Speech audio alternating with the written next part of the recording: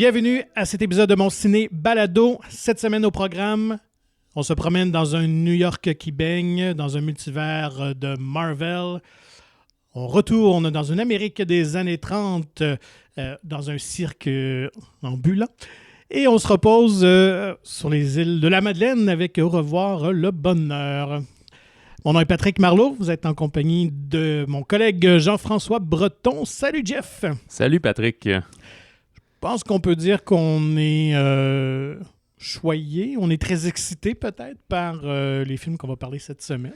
En tout cas, un en très particulier. Effectivement, puis je pense que ça commençait dès la semaine dernière. Il y avait des très bons films, mais là, ils sont peut-être encore plus attendus, si l'on peut parler ainsi. Alors, avant de parler de ces nouveautés qui prennent d'assaut les écrans des cinémas, faisons un petit tour d'horizon d'actualité, plutôt tranquille, mais quand même une nouvelle qui est sortie tout récemment, une nouvelle toute fraîche qui concerne Denis Villeneuve, qui enchaîne les projets. Ben oui, alors qu'on vient à peine, il me semble, de confirmer qu'il allait avoir Dune 2, puis donc qu'il allait travailler littéralement son prochain projet, là, qui devrait être en tournage cette année. Ben déjà, il a annoncé son prochain projet. Prochain.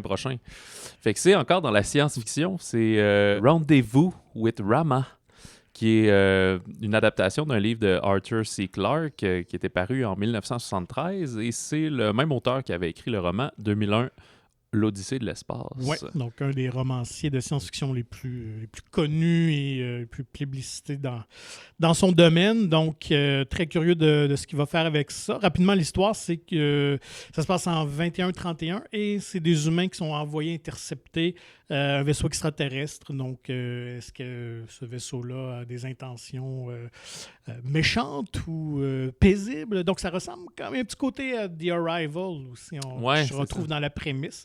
Donc, est-ce que Denis Villeneuve va se consacrer maintenant sa vie à faire que des films de science-fiction? Peut-être jusqu'à temps qu'il soit tanné. Tu sais, quoi qu'il avait dit qu'il voulait faire des James Bond, des choses comme ça, là, qui sont... là, j'ai l'impression qu'il doit être comme dans le carré de sable avec des gros jouets. Là. Puis là, regarde, il tripe sa vie. Il y a les moyens, il y a les budgets pour faire ce qu'il veut. Ce qui est intéressant aussi, c'est que Dune, on comparait beaucoup... l'aventure n'est pas terminée, mais avec les précédentes adaptations, puis qu'il y avait eu des essais et tout, mais pour ce roman-là, je pense pas qu'il y a eu d'autres essais, ou en tout cas rien qui s'est rendu très loin. Non, c'est ça. Je sais que c'est un roman qui a circulé longtemps et qu'on a voulu adapter sans jamais y parvenir, peut-être par faute de moyens, de technologie à l'époque, puis là, juste avoir une bonne vision qui cadre avec ce que les producteurs veulent faire, mais... ça va être intéressant de voir. Ouais, c'est ça. Mais on a le temps de l'oublier. Là. On s'entend que le temps qu'il fasse Dune et tout, c'est comme dans 4-5 ans là, qu'on va voir ça. Au moins, tout à fait. Ça, c'est peut-être si je change pas d'idée d'ici ce temps-là pour qu'un autre projet arrive. Là, ils ont juste confirmé qu'ils allaient travailler là-dessus, mais des fois, ils se rendent compte que finalement, ça le fera pas. Là. Surtout si le producteur de James Bond vient de frapper à la porte, qui sait pour le prochain. On verra bien. Sinon, pour les amateurs de trophées, de remises, de prix, de récompenses cinématographiques. Donc, on a le petit avant-goût devant les Oscars avec les Golden Globes, 79e édition qui aura lieu le 9 janvier. Alors, on a annoncé cette semaine les films nommés. Pas de grande surprise. Non, c'est ça. C'est surtout qu'en plus, les Golden Globes, si vous êtes moins familier avec eux, c'est quoi? C'est les journalistes? Les journalistes de la presse étrangère qui sont à Hollywood. Mais il y a comme une ribambelle, si je peux dire, de nominations, parce qu'eux, ils divisent tout en drame puis en comédie/musical. Puis la portion comédie est assez large, là. Oui, fait on l'a vu par le passé. Genre, dès que c'est pas un drame ou de la science-fiction, ça va dans la comédie à peu près. Là. Fait que c'est pour ça que tout ce qui est des meilleurs films, acteurs, actrices, acteurs de soutien, actrices de soutien, comme tout est doublé, fait que quasiment tous les gros films ont des nominations. T'sais. Ça donne souvent un avant-goût des Oscars, mais il y a quand même souvent des catégories qu'ils aiment bien récompenser quand même des vedettes. Là. Il y a un petit côté quand même... ça avait fait toller il y a quelques mois. Je me demande si on n'avait pas parlé ici. Oui, tout à fait. Oui, c'était dans un de nos premiers épisodes, toute la controverse. Oui, c'est ça, en septembre peut-être. Là, que ça allait peut-être être annulé parce que le monde commençait à enlever de la crédibilité au Golden Globe. Le gros problème, c'est de la provenance des critiques. Donc, c'est un cirque très hermétique, mais finalement, ils avaient pas de critiques afro-américaines, en tout cas, ne représentaient pas une totalité. En même temps, il y a beaucoup de question de pot de vin, copinage entre studio et l'association. Fait que bref, ça fait plusieurs années que ça traîne. Donc effectivement, pour l'instant, ce n'est pas diffusé sur un grand réseau, ce qui serait la première fois depuis, je ne sais pas combien d'années, mais très longtemps. Donc peut-être une diffusion en ligne, mais quand même pour Denis Villeneuve, justement. Ouais. Bravo, quand même son Dune qui reçoit 3 nominations. Ouais, pas mal les nominations techniques. Faut dire que c'est justement au Golden Globe, il n'y a pas de comme meilleur montage, meilleur effets spéciaux, puis tout. Costume, décor. C'est ça, il n'y a pas ces sûrement. catégories-là qui sont probablement des catégories qu'aux Oscars, il va être nommé haut la main. Là. Fait que là, il y a quand même meilleur film dramatique, meilleure réalisation, puis meilleure musique pour Hans Zimmer. Dans les autres notables, 7 nominations pour Belfast. Ouais. Dont 3 de acteurs-actrices de soutien. Mais il y a aussi, c'est ça, meilleur film dramatique, meilleure réalisation, meilleur scénario. The Power of the Dog aussi, de Jane Campion, qu'on parle quand même beaucoup, qui est un film de Netflix. Mais produit par Roger Frappier, par un c'est Québécois. ça. Ouais, donc coproduction, parce qu'on s'entend qu'ils sont plusieurs là-dedans. Mais il faut quand même le souligner. C'est un bon fait d'armes. Ouais, et sinon, les autres, les Licorice Pizza, qu'on va parler la semaine prochaine, 4 nominations, dont c'est ça, meilleur film, comédie ou musical, Et acteur pour... meilleur acteur, meilleure actrice, meilleur scénario. West Side Story, meilleur film, comédie ou musical, meilleure actrice pour Zegler, qu'on parlait, qu'on encensait la semaine dernière. Et actrice de soutien pour...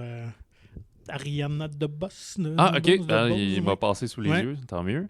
King Richard, ça m'a surpris parce qu'on parle juste de Will Smith, mais il y a quand même 4 nominations, dont le meilleur film, meilleur acteur. J'ai pas noté les autres, peut-être scénario, je ne sais pas. Et Cyrano aussi, une nouvelle version avec Peter Dinklage. Donc, qu'on pourra voir probablement en janvier sur les écrans de comédie musicale. Si ça bouge pas, le 28 janvier. Ouais. Donc, à suivre. Puis je notais, des fois, c'est... tu sais, tous ces films-là, c'est comme un gros melting pot qu'on revoit toutes les nominations, un peu comme on dit, mais au niveau des films en langue étrangère, des fois films internationaux, là, l'appellation est différente. Des fois, c'est intéressant parce qu'aux Oscars, on n'a pas encore la courte liste. On connaît tous les films qui ont été soumis par chaque pays, mais on sait, de souvenir, ils vont faire une longue liste, un genre de 10 films, puis après, ça va être la courte liste à 5 films. Fait que je les ai pas tous notés, mais il y a entre autres Mère parallèle de Pedro Almodovar qui sort aussi début janvier là, sur nos écrans, puis lui, il est vraiment pressenti. En fait, même aux Oscars, il devrait avoir plusieurs nominations, pas juste étrangers, mais peut-être même meilleure actrice pour Penélope Cruz, scénario, exactement. Ce qui est maintenant permis depuis quelques années. C'est ce pourquoi Parasite avait passé la gratte avec 3-4 Oscars. Là. Donc, pas de film canadien. En québécois, c'était Les Oiseaux Ivres qui était. C'est ça. Puis donc, là, il n'est pas là. Ça inaugure pas bien. Il y a aussi, j'avoue que les prédictions sont pas super fortes pour qu'ils se rendent aux Oscars. Là. Il y a ça en fait pas un mauvais film, c'est juste qu'il y a, disons, des films plus notables. Il n'y a pas non plus Titan et d'autres films choquants comme ça. Là, j'ai oublié les titres des autres, en fait, je les connaissais pas. Mais souvent, s'ils se distinguent, ben, comme on disait précédemment, là, ils vont se faire acquérir généralement, puis on va les voir sur nos écrans par la suite. Et oui. Ben, j'allais justement faire enchaîner en disant qu'il y avait une tralée, si vous me permettez l'expression, une tralée de bandes-annonces qui sont sorties dans les derniers jours. Et plusieurs films intrigants. Moi, je dois avouer qu'il y en a là-dedans qui en fait, on a vraiment capté mon attention. On a noté 2 sorties de blockbuster, puis 2 sorties plus indépendantes. Alors, on commence par laquelle? Ben, moi, j'irais avec, c'est peut-être plus un secret, mais justement, Les Animaux Fantastiques, Les Secrets de Dumbledore, cette franchise qu'on sait pas trop où est-ce qu'elle s'en va. Ouais. T'es-tu un Potterhead, toi? J'aime bien la série de films. Les livres, je dois avouer, je les ai pas tous lus. Je n'ai lu quelques-uns quand j'étais jeune. Je sais pas si je scorerais si fort dans un quiz, là. Parce que justement, je connais plus les films. Fait que je me fais souvent dire. Des fois, je trouve à force de les réécouter, comme tout le monde, on fait notre marathon là, novembre-décembre. Puis, à force de les réécouter, souvent, je trouve comme des failles. Puis je dis, mais ça fait pas de sens qu'il fait telle affaire. Puis là, ma copine, souvent, elle me dit, non, mais dans le livre, c'est plus expliqué. Je dis, peut-être le lirai-je un jour, mais je sais pas. Donc, cette franchise-là, effectivement, qui se déroule avant la série de films, donc avant Harry Potter, ce personnage que tout le monde connaît, qui met en scène Newt Scamander. C'est Robert... Norbert Dragono? Ouais, Robert, en tout cas. Norbert, je pense. Ouais. Et on sentait que les deux premiers, c'était quand même des films qui sont divertissants, mais je pense qu'il manquait un certain charme. Je pense qu'il manque le charme vraiment de la série principale. Le premier était beaucoup autour des animaux. Ouais. Le deuxième, c'est quand même égaré à essayer de forcer des liens, dont on se souvient du professeur McGonagall qui fait pas de sens dans la ligne du temps, là, qui devrait pas être né à ce moment-là, puis qui avait mis ça avait... Ben, il y avait de quoi choquer, là, ça fait pas de sens. Là. Surtout que, tu sais, J.K. Rowling est vraiment associé dans le projet, fait que des fois, des bévues comme ça, c'est comme, OK, il y a un producteur qui a dit non, ça le prend pour... Ben, j'ai l'impression qu'on sent la panique du côté Warner, vu que le premier film avait... En même temps, ça pouvait pas faire autant que les films d'Harry Potter, là, parce qu'on est carrément ailleurs. Mais ils veulent entretenir cette franchise-là. Et là, on avait annoncé 5 films, même. C'était assez audacieux dès le départ. Mm-hmm. Là, je pense que le troisième va peut-être faire si ça continue ou pas. C'est ça, on parle plus trop des deux suivants. Non. Fait intéressant, mais ça avait déjà été mentionné. Mads Mikkelsen remplace Johnny Depp, là, qui était... du Toxic Hollywood. Là, ouais, c'est ça, là, avec tout son procès de mauvais traitement et tout. Qui est un bon choix, honnêtement. Je pense que je l'aurais même choisi... Dès le départ. Ouais, dès le départ. Absolument. Puis...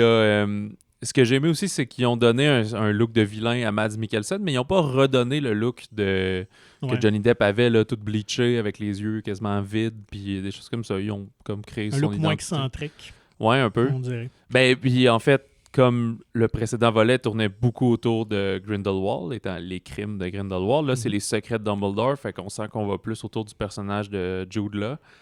La bande-annonce est très prometteuse, je dois dire. Moi, ce qui m'intéresse peut-être dans l'histoire, c'est qu'on se rapproche de la Deuxième Guerre mondiale. Ça se passe, je pense, dans les années 30. Donc, peut-être, est-ce que s'il y a un 4e film, on serait vraiment carrément plongé dans la Deuxième Guerre mondiale, ce qui pourrait être super intéressant à aborder. Peut-être le rôle des magiciens ou la non-intervention des magiciens. Donc, j'ai hâte de voir. Je suis curieux. Mais puis, c'est sûr qu'ils ne devraient pas interagir puisqu'ils ne sont pas supposés le faire. C'est comme les Eternals avec Thanos, finalement. Mais, ouais, puis on se souvient, je parlais du marathon que plusieurs font de réécouter tous les Harry Potter dans le temps des fêtes. Puis, dans mon souvenir, ils étaient tous sortis en novembre, mais c'est faux. Mm-hmm. Les 4 premiers sont sortis en novembre. Peut-être les 5 premiers, je suis plus sûr. Puis après, ils ont commencé à sortir en juillet parce qu'ils ont vu que ça faisait beaucoup d'argent. Mais le 7 puis 8, là, vu qu'ils étaient comme ou 7 partie 1, 7 partie 2, là, ils en ont sorti un en novembre, puis la suite en juillet, comme dans la même année. Fait que c'était un genre de 6 mois. Fait que là, les Animaux Fantastiques, quand ils avaient recommencé en 2016, ça avait été en novembre, après novembre 2018, mais là, c'est avril. Fait que c'est ça. J'étais sûr que ça sortait novembre prochain, comme d'habitude, mais là, ils cassent la boucle. Ouais, on dirait qu'ils sont moins sûrs de leur shot, comme on dit, qu'au box-office. Ouais, puis je sais pas non plus ce qu'il y a dans le moulin de Warner pour novembre prochain à ce moment-là. Mais cela dit, ça augure bien la bande-annonce. J'ai même réécouté, suite à un peu la déception ou d'être mi-chaud, mi-froid des crimes de Grindelwald. Là, j'ai réécouté la bande-annonce. Puis c'est vrai qu'elle était comme correcte, mais je sentais qu'il y avait quelque chose, anguille sous roche. Ouais. Fait que celle-ci est beaucoup plus convaincante. Bon. Fait que j'ai des bonnes attentes. Puis à noter que c'est toujours donc J.K. Rowling qui est co-scénariste, aussi Steve Kloves, et le réalisateur, c'est David Yates. Et eux, David Yates a fait tous les films depuis le 5e. Ouais, exact, c'est ça. Donc, écoute, lui aussi a consacré sa vie à l'univers d'Harry Potter. Ouais, c'est ça. Le jour où ça sera terminé, je ne sais pas s'il va arriver à faire d'autres choses ou HBO va faire des séries télé, je sais pas. Puis, OK, passons à un autre film complètement capoté. Oui. Everything, Everywhere, All at Once. Ça, c'est fascinant parce que, alors qu'on va aborder plus tard Spider-Man et le multivers. Les multivers, exactement. Là, c'est Michel Yao et les multivers, finalement. C'est un film des studios A24. Déjà, là, ça promet. Ça. Ben oui. Et c'est réalisé par Daniels. Ça, c'est le combo Dan Kwan et Daniel Scheinert, fait qu'ils s'appellent Daniels ensemble.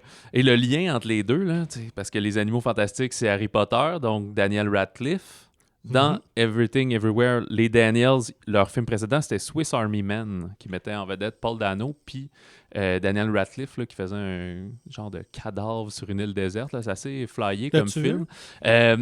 Honnêtement, je ne l'ai pas vu au complet. Je l'avais commencé sur une certaine plateforme en ligne, puis là, le film est devenu inaccessible, puis j'ai pas pu le finir. Je dois avouer que je ne le connaissais pas, mais ça piquait ma curiosité pas à peu près. Ouais, c'était très underground comme sortie. Là.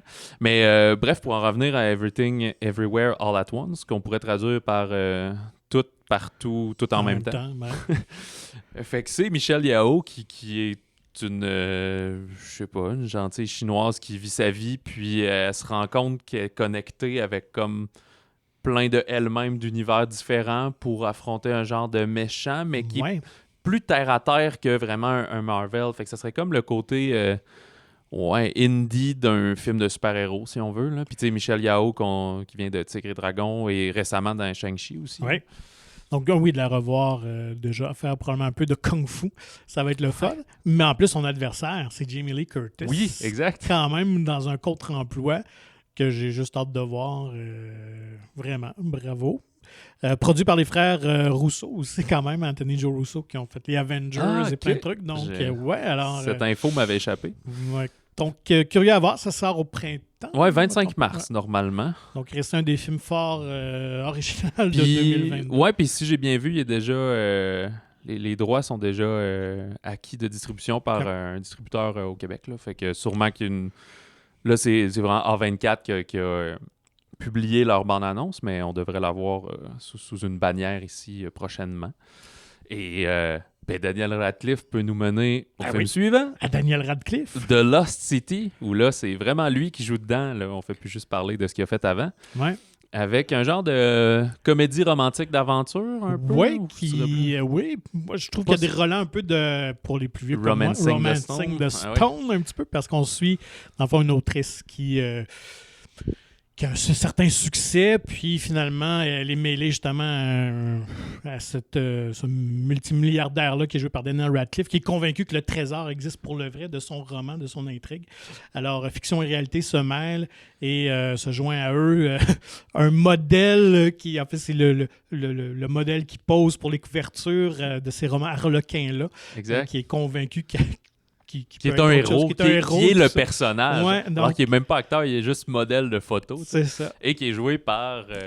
Channing Tatum. Et voilà. On retrouve Sandra Bullock aussi donc, dans le rôle principal de la romancière. Donc, écoute, j'ai vraiment aimé la bande-annonce. Je connaissais même pas ce projet-là. Je savais même pas qu'il était en cours. Je n'avais pas entendu parler. Donc, c'est une belle surprise. J'aime bien le ton aventure, humour, un peu farfelu. Ouais. Donc, moi, je vais embarquer. J'ai bien hâte de voir ça. Ben, c'est la même date, c'est le 25 mars aussi. Fait que, bon, des fois, ça peut bouger un peu, là, mais moi, je pense que ça va être tout l'un ou tout l'autre. Là. Ouais. C'est-à-dire, soit ça va être comme vraiment charmant sans avoir trop de grosses attentes pour un chef-d'œuvre, mettons, mais un film vraiment divertissant, ou tout va être cliché. Mais Daniel Radcliffe en méchant, je suis vraiment content de voir ça. Là. J'ai hâte de...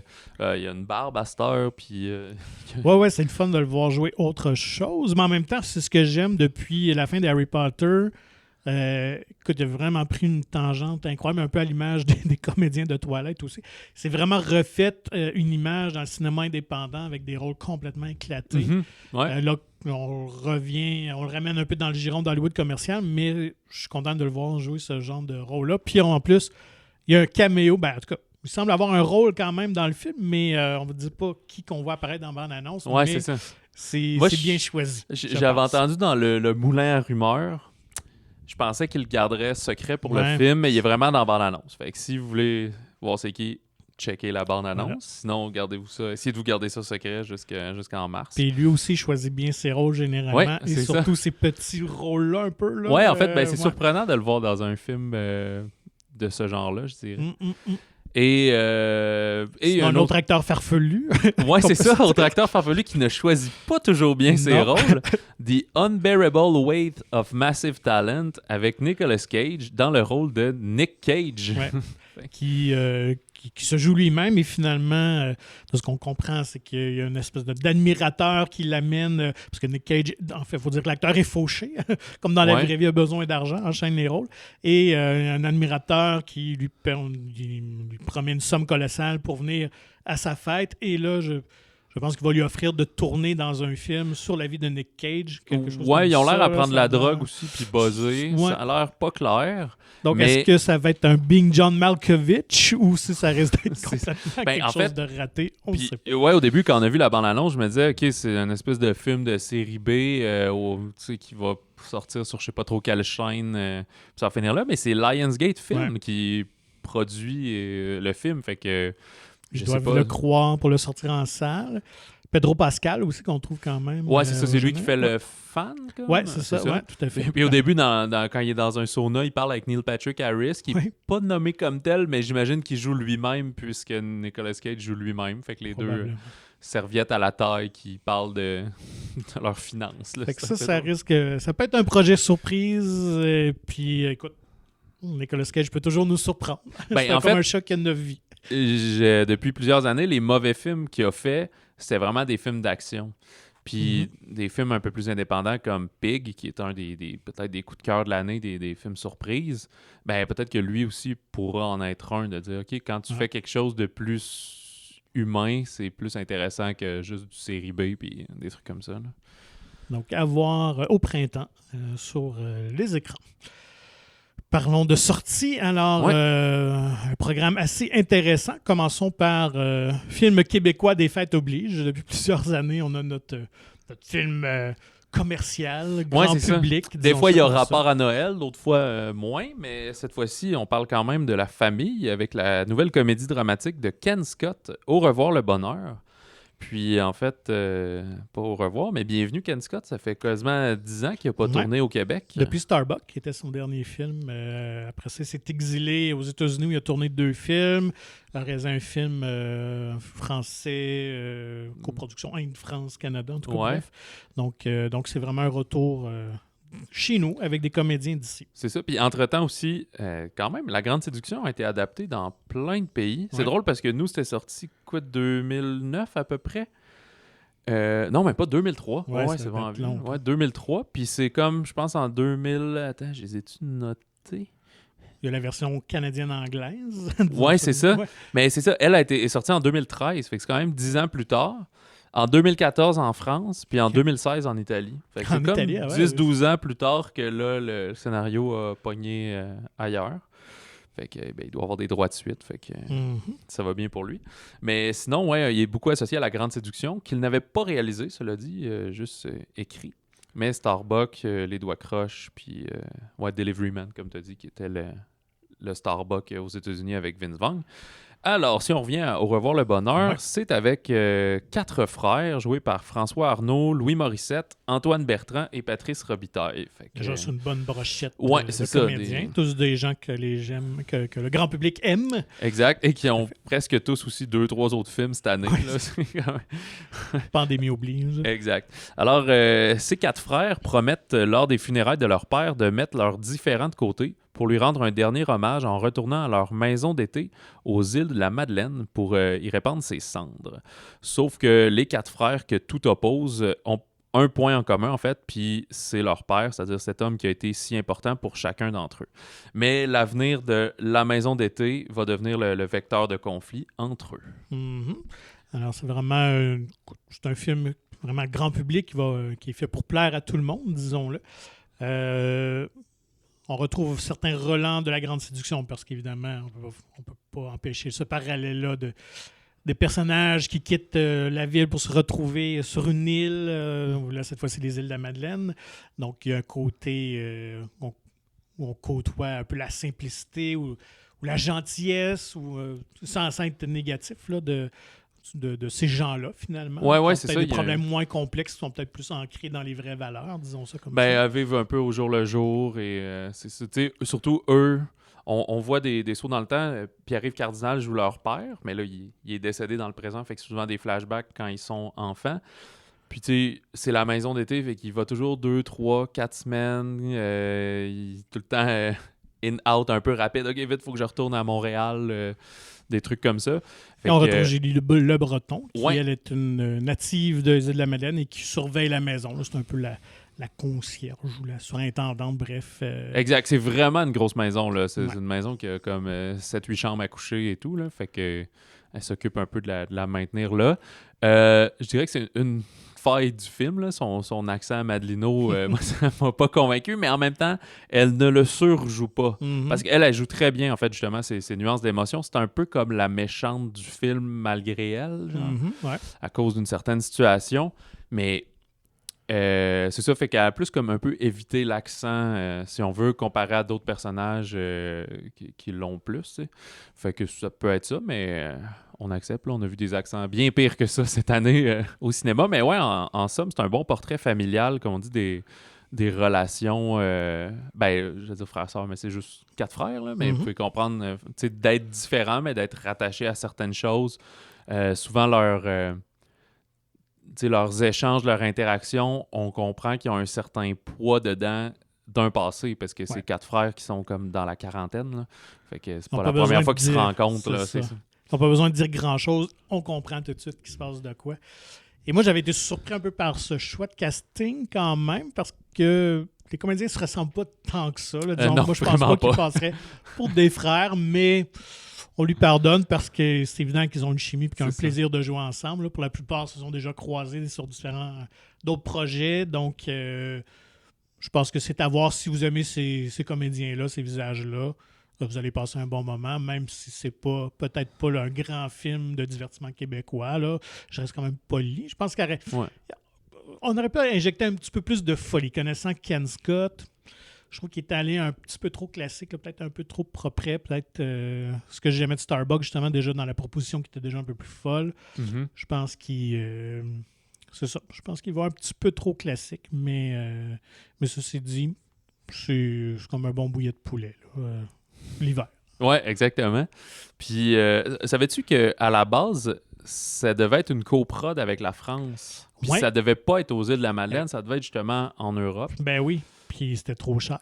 Il y a ça, puis la pandémie aussi. Oui, moi, la pandémie, j'avais lu que c'était... finalement, ils avaient changé pour Cuba. Okay. Qui devait tourner, tout était réglé, puis finalement, la pandémie est arrivée, le confinement s'est déroulé, fait qu'ils ont changé leur fusil d'épaule, ils ne pouvaient plus tourner là. OK. Donc, mais ça prenait une île assez loin, un endroit assez loin pour expliquer que tu y vas juste 2-3 semaines par année. Là, effectivement. Mais je pense que c'est peut-être plus réaliste. Cuba, peut-être, serait plus passé, mais quand même une île en Europe, il fallait vraiment que le père ait beaucoup d'argent. On sait que c'est un homme d'affaires qui a réussi et tout ça, mais on ne sait pas nécessairement juste dans quoi ou quel degré. C'est pas trop important non plus, mais je sais pas. Je pense que ça a été un bon choix finalement. Ouais, peut-être. Je sais pas si ça aurait dû être absolument sur une île en Europe. Là. Ça peut être juste en campagne. En Provence. Ouais, c'est genre. Ça. Anyway, là, finalement, c'est aux Îles-de-la-Madeleine et c'est quand même très beau dans le film. Qui est pas, justement, pas en hiver. Là. On sent que, sans offense, c'est jamais chaud aux îles. Là. Mais, ça a l'air plus au septembre, un peu septembriche dans le film. Là. Ouais. Non, il y a quelques bons petits gangs qui font rire, qui vont faire sourire. Là. Voilà. Oui, absolument. Dans un tout autre registre... Moi, Jojo. Oui, donc un film noir, Nightmare Alley, donc de nouveau film de Guillermo del Toro, que je sais pas si on peut dire si on aime ou on déteste. Je sais qu'il y avait ces fans, admirateurs très, très ardents qui adorent tout. D'autres qui, peut-être, je dois confesser, un peu comme moi, qui apprécient la beauté de ces films, mais qui a de la misère... Avec ses thèmes? Non, embarqué émotionnellement. C'est pas des films qui me touchent émotionnellement. Donc, j'avoue que j'y allais sans trop d'attente cette fois-ci, parce que j'avais été déçu avec Shape of Water, honnêtement, mais je l'avais vu après tout le buzz, après que ça avait gagné l'Oscar, fait que je pense que mes attentes étaient vraiment trop élevées. Là. Mais finalement, c'est un film quand même assez... différent pour lui, dans la mesure où on touche pas au fantastique. Là, tu pourrais juste The nous en Nightmare, ça, résumer. tu parles? Ouais, The Ouais, Nightmare Alley, de ce nouveau film. Ouais, on va le décrire un peu, puis après, on plongera dedans. On est à la fin des années 30.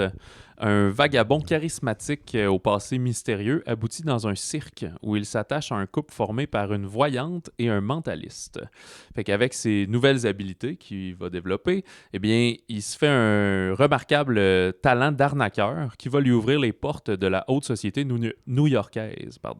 Et de là, pour monter son coup le plus ambitieux, il s'associe à une psychiatre, sensible à ses charmes, qui va lui permettre d'en connaître davantage sur sa proie. Alors, quand même, un casting assez solide. Oh, ouais, on parle feu, de là. Bradley Cooper dans le rôle principal. On trouve Kate Blanchett, Mara Rooney. Mara, je me trompe tout le temps encore. On a parlé plus. Et quelques habitués. Richard Jenkins. Ouais, Richard Jenkins est là. Ron Perlman, évidemment. Ouais, aussi, Willem Dafoe. Et Toni Collette, moi j'adore. Là. Toujours bon. Je l'ai découvert dans Little Miss Sunshine comme peut-être plusieurs, puis depuis, je trouve que c'est quelqu'un qui est capable de... Elle n'a pas comme le star power, comme on dit, mais elle a tellement de talent qu'elle pourrait sauver un mauvais film, je pense. Cette actrice-là, elle est incroyable. Elle a un grand charisme. Donc, je dirais que c'est un film qui est en 2 temps. La première partie, on suit vraiment, et c'est peut-être celle que j'ai trouvé la plus intéressante pour ma part, c'est la partie où on suit une espèce de cirque ambulant. La première moitié du film. Oui, la première moitié. Donc, on découvre tout ce côté-là. Et l'autre partie, donc on se retrouve dans Chicago, où le personnage de Bradley Cooper, là, finalement, c'est un New certain York, statut. New York, moi, j'avais vu Chicago, mais en tout cas, c'est peut-être dans le roman, c'est peut-être Chicago, puis dans le film, c'est New York. Ça se peut très bien. En tout cas, une grosse ville américaine. Ouais, c'est ça. Donc, et comme on vous dit, donc il n'y a pas de côté surnaturel, parce que évidemment, c'est la marque de Guillermo del Toro. Ouais, son acolyte qui fait des... j'oublie son nom, là. Doug Jones. Ah, c'est ça. Ouais, il n'est pas là. Non, c'est vrai, Même pas de caméo, rien. Donc, c'est vraiment basé, en fait, sur un roman noir, néo-policier de 1946 par William Lindsay Gresham, que je ne connaissais pas. Mais évidemment, Guillermo del Toro va y mettre son étampe parce qu'il parle toujours quand même de créatures et de monstres. Et comme tu mentionnais, on en discutait, donc souvent il aime dépeindre le côté monstrueux des humains et le côté plus humain des monstres. Voilà. Donc à ce niveau-là, il y a quand même un suivi dans ses idées, dans ses univers. Et le scénario est quand même bien écrit, on doit le dire, même si c'est assez classique, certaines choses se devinent, mais il y a une logique et je trouve que c'est bien amené. Ça a-tu du bon sens? Oui, il y a une forme de philosophie un peu dans le récit, si on veut. Là. Moi, au début aussi, comme on disait, c'est un film néo-noir, là, puisque un vrai film noir, ça se faisait comme entre 45 puis 60 à peu près. Fait que depuis, on dit toujours néo-noir, le nouveau film noir. Mais c'est pas policier du tout. Je pensais que c'était un enquêteur de police qui allait traîner dans le milieu des cirques puis des créatures étranges. Puis c'est comme, non, c'est pas ça, comme on dit. C'est plus un charlatan en devenir, si on veut. Et ce que j'ai aimé, moi, c'est qu'on nous expliquait ces trucs, ces façons de fonctionner. Et étant pas fasciné par la magie et tous ces à côté. Donc ça, j'ai trouvé quand même fascinant. Comme quand il y avait à TQS dans le temps le magicien qui révélait tous les grands trucs là, avec son masque là, de fer ou je sais pas trop quoi. Là. Ah, mais c'est fascinant ce monde-là. Puis écoute, même ici, c'est Luc Langevin, il l'a fait pour un documentaire découverte là, où vraiment expliqué un numéro. Puis ça, c'était fascinant à voir. Donc déjà à cette époque-là, on sait de toute manière, c'est arrangé, mais c'est de voir quand même à quel point que tout est bien pensé dans leur mécanique pour tromper les gens finalement. Là. C'est pas pour rien que vers la fin aussi, il s'associe avec une psychiatre. Là. C'est un peu la même chose qu'il fait, c'est juste que lui, il s'en sert pas pour faire le bien aux gens, il s'en sert pour tirer profit d'eux autres, c'est ça, pour les exploiter, pour avoir l'air d'avoir un don mythique.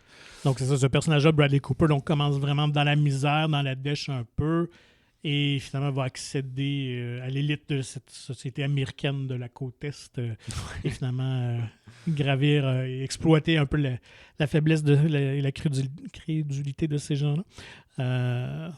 Donc, fait que je pense que pour les amateurs du genre, je pense que c'est un film qui va vous satisfaire.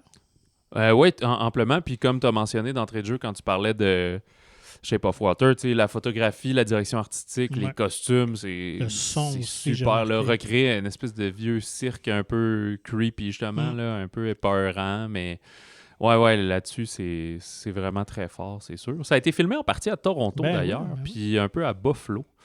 Puis ça fait partie des tournages qui ont été aussi entrecoupés là, à cause de la pandémie, une pause de 6 mois revenir. Fait que les acteurs disaient que c'était quand même spécial parce que d'habitude, ils ne baignent pas aussi longtemps dans le même film. Là. Mhm. Fait que là, ça fait quasiment 2 ans et demi qu'ils étaient là-dedans, là, entre les préparations, les répétitions, début de tournage, prend une pause, Ça retourne. doit être dur mentalement. Ouais, quand mais même. Del Toro, vu qu'il avait filmé presque la moitié pendant la pandémie, il a comme monté ses affaires. Ok. Puis, si j'ai bien compris, c'est que ça l'a aidé à refaire quelques reshoots, tu sais, de faire finalement ça, je suis plus sûr, puis on a retourné un peu. Fait qu'il y a comme eu un rough draft de la moitié de son film, fait qu'il a pu le retighter un peu en retournant des scènes finalement. Il paraît qu'il aurait filmé quasiment 4 heures de contenu, puis c'est un film de 2 heures et demie, fait que c'est sûr que tu sais. On a regardé le roman, là. C'est une bonne brique, là. Ouais. Fait que, oui, j'imagine que ça aurait pu être quasiment une mini-série, quelque chose comme ça. Oui, tout à fait. Fait que, non, c'est vraiment, comme on dit, une bonne palette de comédiens, un bon jeu et tout. Je le sais pas pour les fans d'Oscar, tu sais, où est-ce que ça va se situer, parce qu'on est quand même dans la période des films à Oscar, si on veut, là, dans le dernier droit avant les fêtes. Je sais pas si ça va être assez fort ou assez, peut-être, surprenant. Tu sais, c'est comme si Shape of Water a surpris beaucoup aussi parce que tu sais, Del Toro a commencé avec l'indépendant en espagnol. Après ça, il est tombé dans le blockbuster là, Blade 2, Hellboy, Pacific Rim. Puis là, il est retombé dans le indie. Puis on dirait que tout le monde a fait hey, c'est donc bien cool. C'est comme un conte pour adultes. Tu sais, ce que Shyamalan avait essayé de faire puis qu'il avait raté avec Lady in the Water, mettons, là, par exemple. Puis là, on dirait que le fait que, oui, c'est pas un conte, c'est vraiment une histoire, mais ouais, peut-être que ça va moins surprendre, puis qu'ils vont faire ah, ben c'est Del Toro qui fait du Del Toro, mais je sais pas. C'est juste mon. Mais en même temps, c'est comme. Boudez pas votre plaisir, là. Non, comme c'est dit, ça. C'est vraiment très bien, là. Puis je veux dire, je pense que Del Toro a son esthétisme, son visuel, son univers à lui, un peu à la manière de Tim Burton. Donc, je pense qu'il faut juste accepter que ces cinéastes-là, finalement, nous offrent un produit de leur univers et c'est rare qu'ils s'en détachent et c'est bien correct comme ça. C'est ça, puis à tous les 4 ans, on peut replonger dans leur univers. Vraiment. Quoique, justement, en parlant d'univers, ben, il va rechanger un peu parce que son prochain film, c'est une nouvelle version plus sombre de Pinocchio. Oh. Mais est en animé, je pense. Oh, quand même. À confirmer, là, mais il me semble que tous les noms que j'ai vus attachés, c'était tout le temps des voices. OK. Fait que, Donc, 2 projets de Pinocchio qui s'affrontent parce qu'il y avait Zemeckis aussi qui tout le monde fait Pinocchio. tourne avec là. Tom Hanks. OK. Ouais. C'est ça, mais lui je ne Quand sais pas Geppetto. si c'est le Disney officiel ou. Parce que je pensais que ça allait être en prise de vue réelle. Okay. Quand Non, j'avais c'est entendu son Zemeckis nom. qui est avec Disney. OK. Ouais. OK. Fait que lui, il repart du compte, mais que Probablement. déjà. J'ai oublié son nom, mais t'es. Benigni l'avait fait. Ben, Benigni l'a fait il y a plusieurs années, Ouais. puis c'était bizarre parce qu'il faisait Pinocchio. Pinocchio, puis il est très vieux, mais il y a comme 1 an à peu près. Ouais. Est sorti celui où Benigni fait Geppetto, mais j'oublie le nom du réal italien qui l'a fait. Fait que, ouais, tout le monde capote sur Pinocchio, puis on va avoir 4-5 versions en dedans de 5 ans. Là. on connaîtra le conte par cœur, finalement. Il faut dire que, en tout cas, on y reviendra, mais c'est ça, c'est beaucoup plus vaste que juste la courte histoire de Disney. Le vrai conte italien derrière, beaucoup plus de péripéties et un peu plus sombre, justement. Donc, si vous aimez justement ces films sombres-là, Nightmare Alley pour vous. Et, Ruelle de cauchemar. Ruelle de cauchemar, oui. Et à noter quand même qu'il y a quelques scènes un peu dures parce que Del Toro est quand même toujours graphique dans certaines séquences violentes, là, on doit se dire. C'est pas tout le long du film, mais il y a quand même 3-4 fois que j'ai mis un petit peu. J'ai pas noté le visa. D'après moi, ça doit être 13+. Peut-être c'est général déconseillé vu que c'est vraiment pas très long, mais même si c'est général déconseillé, on s'entend que comme la lourdeur du film puis tout, amenez pas un 8 ans à voir ce film-là. Là. Je pense qu'il aimera pas ça. Amenez-le plutôt voir le prochain film dont on va parler, qui est notre coup de cœur à nous deux. C'est Spider-Man No Way Home. 3e film de cette nouvelle trilogie de Spider-Man. Et on compte plus le nombre dans l'univers Marvel. Ça doit être le 27e, 28e. Donc, écoute, on l'attendait avec impatience, ce film-là. Surtout parce qu'on avait annoncé quand même une histoire assez audacieuse et ambitieuse, n'est-ce pas? Oui, tout à fait. Ben là, j'espère que vous avez vu le deuxième parce que c'est vraiment une suite directe entre qui était Far From Home, Loin des siens, puis celui-ci. Fait que ça avait terminé qu'il avait été démasqué par Mysterio, puis il avait révélé son identité qu'il est Peter Parker. Fait que à ce moment-là, notre jeune Peter va aller comme supplier Doctor Strange de l'aider à trouver un moyen pour qu'on oublie qu'il est Spider-Man parce que sa vie est devenue un enfer, puis ça affecte même la vie de ses amis qui sont associés à lui, finalement. Sauf que là, il réalise que tout le monde va l'oublier, fait qu'il veut pas que tout le monde l'oublie. Fait que là, pendant que Strange est en train de faire son spell, son sort magique. Son sort, exactement, là, il commence à y parler, puis là, ça vient... fourrer le chien. Ouais, fourrer le chien. Fait que ça vient brouiller les cartes. Fait que ça fait une espèce de drôle de sort qui ramène tous ceux qui connaissent Peter Parker. Fait que ça ouvre le genre de... Une brèche dans le multivers. Dans le multivers, c'est ça, qui vont attirer plusieurs vilains que vous reconnaîtrez sans doute. Ouais.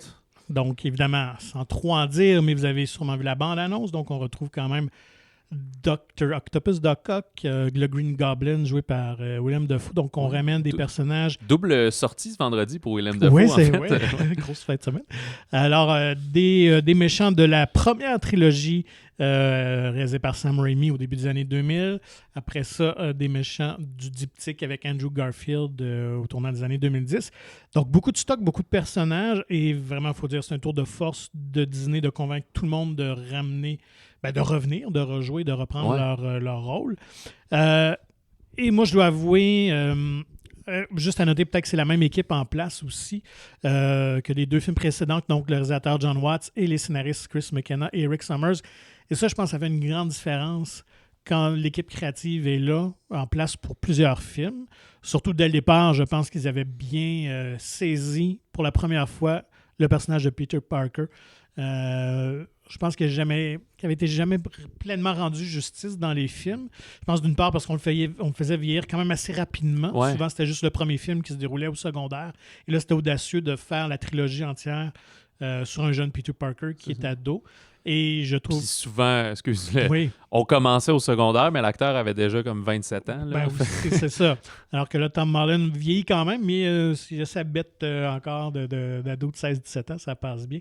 Mais je trouve qu'ils ont tellement créé des personnages attachants, drôles, sympathiques, des ados maladroits, un peu mal dans leur peau, qui assument leurs différences parce qu'ils sont un peu nerd geek et tout ça.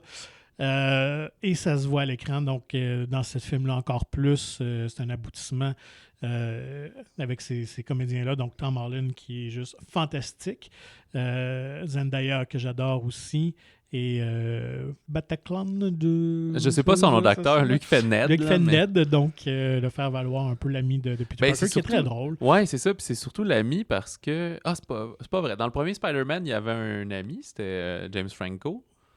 Ouais, jusqu'à temps qu'il... Avec Tobey Maguire. Ouais, c'est ça, jusqu'à temps qu'il vire méchant. Mais celui d'Amazing, il y avait comme pas d'amis. Il y avait juste Gwen. Fait que, mais lui, il a les deux. Il a tout pour lui. Une petite blonde puis un ami. Voilà. Donc, toi, qu'est-ce que tu as apprécié? Tout. Tu sais, en gros, ma critique, c'est oui. Ouais. Si vous avez aimé... Ou si vous avez été, comment le dire, un peu déçu par Eternals, que vous étiez comme, tu sais, c'était bien, mais on sait pas trop où on se rattache. Il faut dire que l'année 2021, Marvel, c'était divertissant, mais il n'y avait rien d'extraordinaire jusqu'à date. Le Black Widow, Shang-Chi et Eternals. Ben, c'est parce que Black Widow, tu le sais que c'est comme il appelle un stand-alone movie, un film seul en soi, puisqu'on connaît son destin. T'as Shang-Chi, vraiment le fun, il nous présente le bonhomme, mais tu sais, OK, on sent qu'il va se rallier plus tard aux autres. Eternals, il nous présente beaucoup d'informations qu'on ne sait pas encore quand est-ce qu'elle va se joindre avec ce qu'on connaît.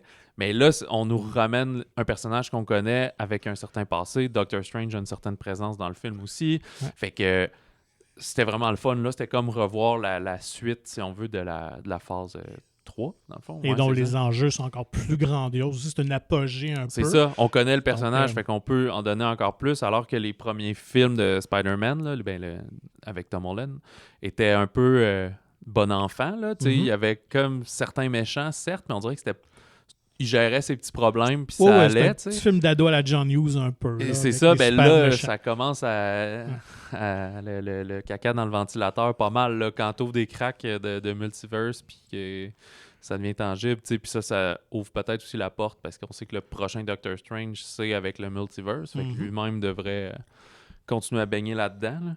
Fait que... ouais, c'est ça. En somme, tu sais, j'ai vraiment rien de négatif à dire ce film-là. Si vous avez jamais écouté un film de super-héros, ben là, il commence à se faire tard pour entrer dans le game, là.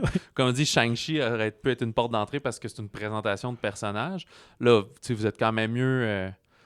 peut-être, tu sais, ne pas écouter mettons, 5 premiers Spider-Man, là, avec Tobey Maguire et Andrew Garfield.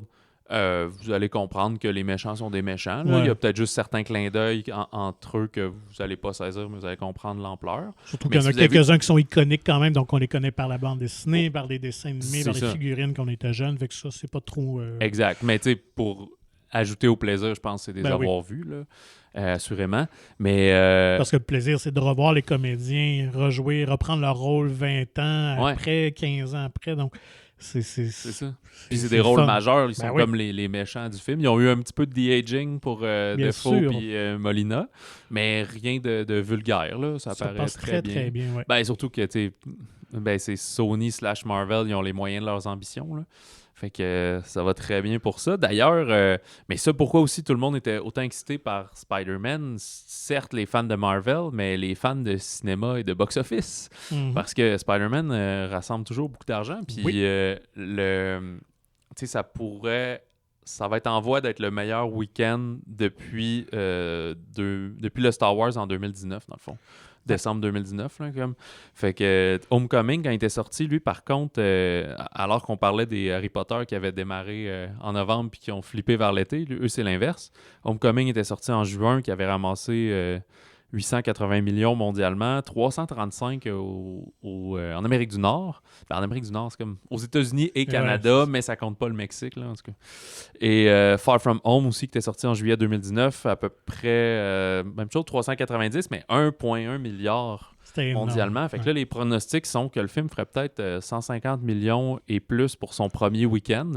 Ce qui serait, c'est ça, jamais vu. Aucun film a fait plus que 100 millions là, depuis la pandémie. Là. Shang-Chi, je pense qu'il a fait 92, c'était super fort. Je pense qu'en des temps normaux, je pense que le film aurait pu atteindre un niveau d'Avengers. Peut-être pas le premier week-end, mais sur sa durée, je pense que le film, pour plaire à tout le monde, va rallier plusieurs générations. Et je pense que les enjeux dans le film font que c'est une des œuvres majeures là, du MCU, de l'univers Marvel. Là. C'est vraiment dans les 3-4 premiers, là, je dirais, je situerais à ce niveau-là, là, vraiment. Donc, je pense qu'il y aurait... J'ai hâte de voir où ça va se terminer, mais ça risque d'être quand même un des gros succès, tant mieux cinéma pour Disney et pour les cinémas. Ouais, c'est le genre de film que je sais plus si ça a bougé, mais tu sais, sur Rotten Tomatoes, ça va être... à 94, je pense. Ouais, c'est ça Mais va moi, je vais avouer qu'on l'a vu en salle ce soir, même au moment où on enregistre ceci.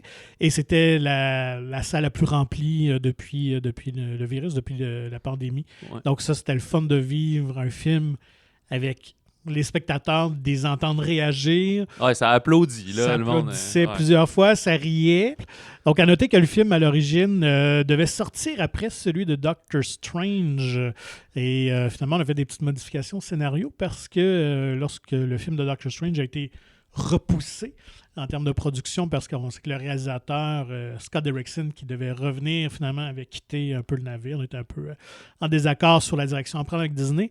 Ben, on a intégré finalement Doctor Strange au film parce qu'à l'origine, le méchant devait être Kraven the Hunter, qui est un méchant d'ordre très mineur dans l'œuvre Marvel, qui va avoir droit à son propre film, finalement, ironiquement, par Sony. Je pense en 2023 qui va sortir. Donc, on a intégré finalement Doctor Strange. Et moi, c'est ce que j'aime aussi dans cet univers-là de Marvel, qu'on a vraiment l'impression de relire les bandes dessinées quand on était jeune, c'est qu'il y a toujours un super-héros qui vient apparaître, qui joue un rôle. Et ça, je trouve que ce sentiment-là de redécouvrir les bandes dessinées quand on était jeune, au cinéma, c'est réussi, c'est le fun de voir ça. Des super-héros jouer l'un sur l'autre, puis évidemment, changer toutes sortes de boutades puis de répliques.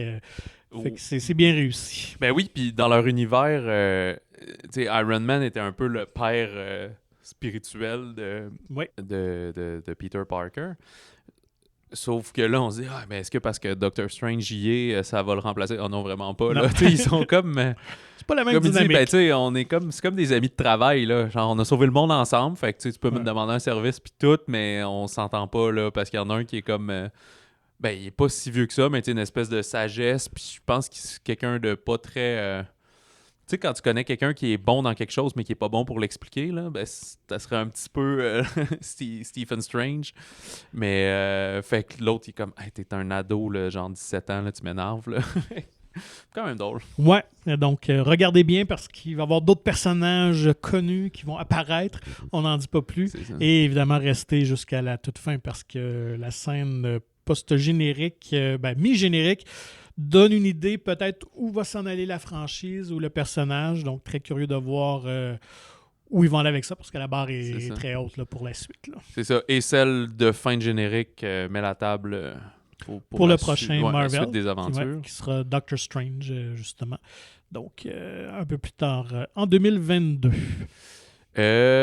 Puis, il y a une autre sortie, disons, qu'on peut noter cette semaine, mais c'est très, très limité. Mais si jamais vous avez accès au film, c'est le drame d'animation Flea de Jonas Poer Rasmussen. Mais c'est ça, en sortie limitée. C'est une version multilingue avec sous-titres anglais.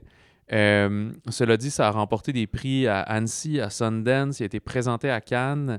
Il est en nomination au Golden Globe dans les meilleurs films d'animation. Il y a des bonnes chances, ou en tout cas, on pense qu'il pourrait l'être aux Oscars. Fait que c'est un film à prix, si on veut, un film à festival. Fait qu'il y a vraiment une grande qualité là-dedans. C'est au milieu des années 80. Amin qui fuit Kaboul, qui est en pleine guerre civile, et trouve refuge à Copenhague. Alors, des années plus tard, il révèle la vérité sur son odyssée. Fait que c'est son parcours et sa fuite, mais vu avec du recul, si on veut. Fait que je pense que ça s'inscrit dans les grands films d'animation un peu à la peut-être Valse avec Bachir ou des choses comme ça. Joseph qu'on a eu tout récemment. Oui, exact. Donc, et ça, faut en profiter parce que malheureusement, c'est quand même pour un public plus restreint, donc c'est sûr que ça ne dure pas un mois à l'écran. Donc, pour les amateurs du genre, sautez sur l'occasion si vous le voyez passer par chez vous. Puis, Red Rocket ou Fusée Rouge de Sean Baker, qui avait fait précédemment The Florida Project avec Willem Dafoe, justement. Ça ouvre en sortie limitée, fait que je pense que c'est juste à Montréal. Mais on va vous en reparler la semaine prochaine parce que je pense que c'est le 24 décembre qui ouvre un peu plus largement dans la province. Ça reste quand même un film plus indépendant, des studios A24, si ma mémoire est bonne. On va parler avec plaisir un peu plus la semaine prochaine. D'ailleurs, nous, on va s'installer une tente et on va amener nos sacs de couchage au cinéma pour la semaine prochaine parce que c'est une multitude de sorties avant Noël. C'est ça. On conclut ça pour aujourd'hui, mais la semaine prochaine, on vous parle des sorties du 22 décembre. Fait qu'il y en a qui sortent le mercredi. Si vous avez le courage d'aller les voir, sans notre avis, foncez. Le 24 décembre, il y en a, certaines le 25, puis on va même aborder une ou deux sorties du 7 janvier, parce que dans le fond, on est là la semaine prochaine. Après, on revient pour les sorties du 14, là, qui va en avoir plus. On fera relâche pour 2 semaines. Eh bien oui, nous aussi, on doit prendre congé. C'est ça. Fêter avec nos 10 personnes près de nous. Et ouais, c'est ça. D'ailleurs, une petite parenthèse, là, c'est ça, on a vu les annonces. Content de voir au moins que les salles de cinéma ne ferment pas, retournent à 50%. Si vous sentez en sécurité, masque, lavez vos mains, puis comme on dit, boudez pas votre plaisir, parce qu'il y a vraiment des très bons films qui sont au cinéma en ce moment et qui méritent d'être vus sur grand écran. Et un peu comme le Spider-Man, avec du monde, c'est le fun. Là. Si tu es à bonne distance, tu te sens bien, tu te sens pas menacé, c'est le fun de savoir que comme tout le monde vit l'émotion en même temps, les émotions qu'il y a au travers du film. Vraiment, il n'y a rien comme voir un film avec une salle, avec un public qui réagit en même temps. Ou même comme une comédie comme Au revoir le bonheur, par exemple. Et voilà. Ça rit un petit peu moins dans Nightmare Alley, mais des fois, c'est drôle aussi. Je me souviens quand je vais au cinéma, puis tu as comme une conversation après un peu à l'urinoir ou t'attends dehors à la sortie de la salle, t'attends quelqu'un qui va à la salle de bain, puis tu sais, c'est un inconnu, mais t'es genre, ben, on vient de voir le même film, puis t'aimes ça. Puis des fois, ça m'a déjà amené des conversations de genre 5-10 minutes sur quelqu'un que... Dans les urinoirs avec un Non, pas inconnu? l'urinoir, mais Ok. plus comme... non, l'urinoir, c'est un peu gênant, là. Mais mettons, t'attends quelqu'un qui est aux toilettes, tu sais, ta blonde, un ami, Ouais, bon, puis ouais. là, t'attends, puis là, tu parles avec quelqu'un, puis hey, vous aimez ça, blablabla, puis là, finalement, tu te mets à parler de cinéma pendant 5-10 minutes, puis mais tu revois plus jamais ces personnes-là de ta vie, mais... C'est quand même fascinant. Sur ça, je recap. Puis, vous pouvez nous écrire au balado au singulier à monciné.ca ou vos meilleures histoires de jasette d'urinoir de cinéma. Et on vous invite à vous procurer gratuitement le magazine Mon Ciné. La nouvelle édition vient d'arriver. C'est avec Illusion perdue sur la couverture, qui est un film français avec Xavier Dolan dedans. Et ça sort le 21 janvier. Donc, on vous en parle en début 2022. Alors, le magazine il est disponible en version numérique ou physique dans plusieurs des cinémas de la province. Visitez le monciné.ca pour plus d'informations. Alors, merci Patrick. Ben, merci à toi. Et sur ça, on vous rappelle, gardez les secrets du Spider-Man, s'il vous plaît, parce qu'il faut laisser les gens découvrir toutes ces belles surprises dans ce film-là. Et sur ça, ben, bonne semaine de cinéma.